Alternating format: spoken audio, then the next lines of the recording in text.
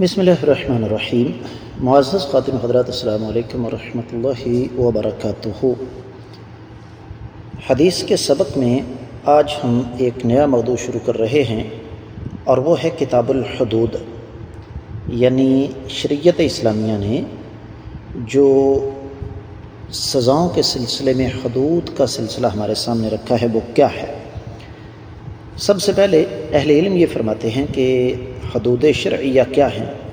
فرماتے ہیں عقوبات مقدرۃ شرعا، ایسی سزائیں جو کہ شرعی طور پر طے شدہ ہیں، علی جرائم معینہ لحمایت المجتمع و تحقیق العدالہ، مخصوص جرائم پر تاکہ معاشرے کو بچایا جا سکے اور معاشرے میں عدل کا دور دورہ ہو جائے۔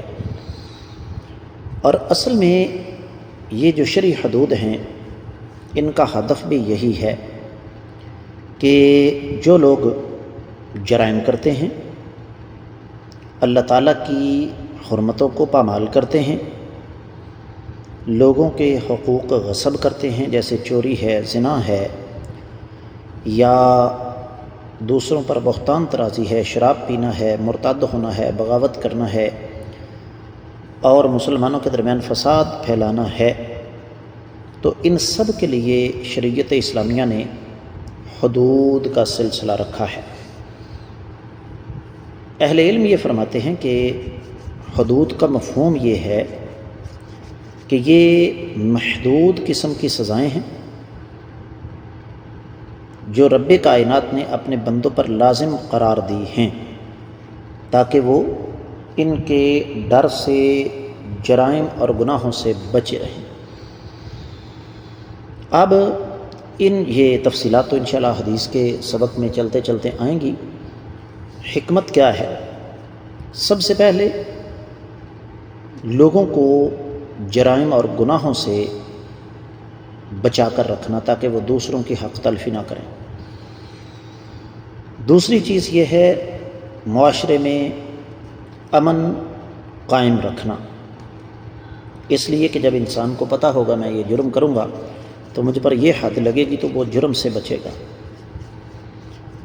تیسری چیز یہ ہے کہ لوگوں کی جان، مال، عزت، دین اور عقل کو مجرموں سے محفوظ کرنا۔ اس حوالے سے کچھ جرائم ہیں، جیسے زنا ہے، پھر بہتان طرازی ہے، چوری ہے، شراب پینا ہے، مرتد ہو جانا ہے، بغاوت کرنا ہے، راہ زنی ہے۔ یہ سارے کے سارے جرائم ہیں 7 قسم کے جن پر حد نافذ ہوتی ہے۔ یہاں یہ بھی ذہن میں رکھیے گا کہ حدود کو نافذ کرنا یہ صرف حکمرانوں کا کام ہے، اور حکمرانوں کا یہ فرض ہے کہ عدل کی بنیاد پر حدود نافذ کریں، پوری طرح معاملے کی چھان پھٹک کرنے کے بعد کہیں غلطی کا کوئی امکان نہ ہو۔